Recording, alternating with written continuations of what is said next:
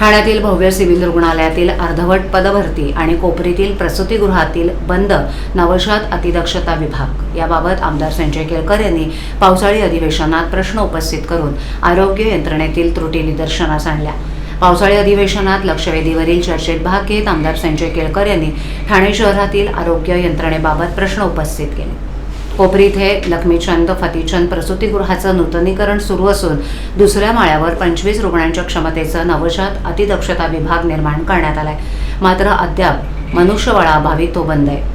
आरोग्य यंत्रणा सुसज्ज करण्याआधीच उद्घाटनाची घाई केली जात असल्याबाबतही केळकर यांनी नाराजी व्यक्त करत प्रशासनाला निर्देश देण्याची गरज सभागृहात व्यक्त केली।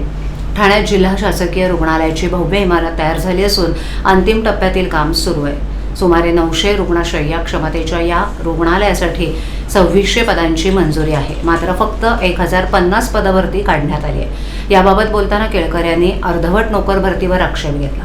रुग्णालयाची मोठी क्षमता असल्यानं नोकर भरतीही पूर्ण करण्यात यावी, तरच सर्वसामान्य रुग्णांना आरोग्य सेवा मिळू शकेल असं मत त्यांनी व्यक्त केलं। यावर उत्तर देताना आरोग्यमंत्री प्रकाश आंबेडकर यांनी कोपरी येथील लक्ष्मीचंद फतीचंद प्रसूतीगृहाच्या पदभरती संदर्भात ठाणे महापालिकेला निर्देश देण्यात येतील असं सांगितलं, तर जिल्हा शासकीय रुग्णालयातील पदभरतीबाबत संबंधित विभागाकडे मान्यतेसाठी प्रकरण पाठवण्यात आल्याचं आंबेडकर यांनी यावेळेला सांगितलं।